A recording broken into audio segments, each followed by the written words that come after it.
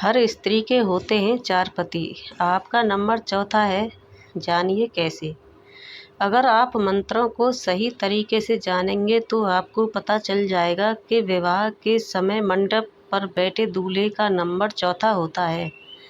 उससे पहले उसकी पत्नी का स्वामित्व 3 लोगों को सौंपा जाता है। दरअसल वैदिक परंपरा में नियम है कि स्त्री अपनी इच्छा से 4 लोगों को पति बना सकती है। इस नियम को बनाए रखते हुए स्त्री को पतिव्रत की मर्यादा में रहने के लिए विवाह के समय ही स्त्री का सांकेतिक विवाह 3 देवताओं से करा दिया जाता है।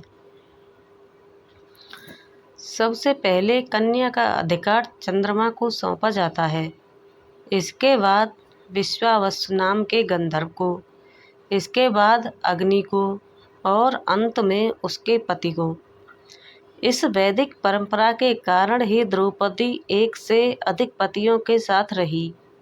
फिर भी कर्ण ने द्रौपदी को वेश्या कहकर अपमानित किया, जिसकी एकमात्र वजह थी द्रौपदी ने उस समय की व्यवस्था से आगे बढ़कर 5 पुरुषों को अपना पद स्वीकारा था।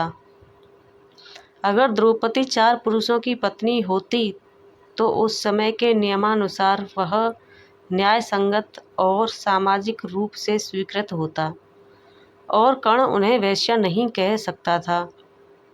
स्त्री के 4 पति हो सकते हैं। इस व्यवस्था की शुरुआत करने वाले या यूं कहें वैवाहिक व्यवस्था को स्थापित करने वाले उद्दालकन ऋषि के पुत्र श्वेतकेतु थे।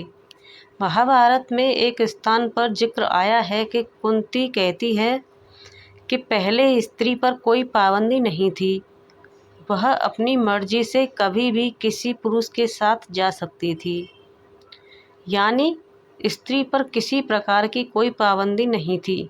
लेकिन धीरे धीरे अधिकारवाद का जन्म होता गया और स्त्रियों की स्वतंत्रता को कम किया जाने लगा और इसमें श्वेतकेतु द्वारा स्थापित विवाह व्यवस्था भी शामिल है। श्वेतकेतु ने स्त्रियों की स्वतंत्रता को कम करने का काम इसलिए किया क्योंकि एक बार उन्होंने अपनी माता को किसी दूसरे पुरुष के साथ आलिंगन करते हुए देख लिया।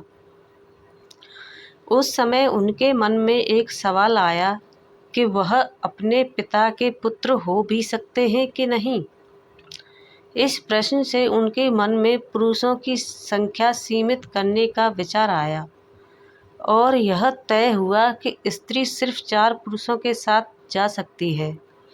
इस व्यवस्था के पीछे यह भी मंशा थी कि कबीले और समुदाय के हर पुरुष को स्त्री मिल सके।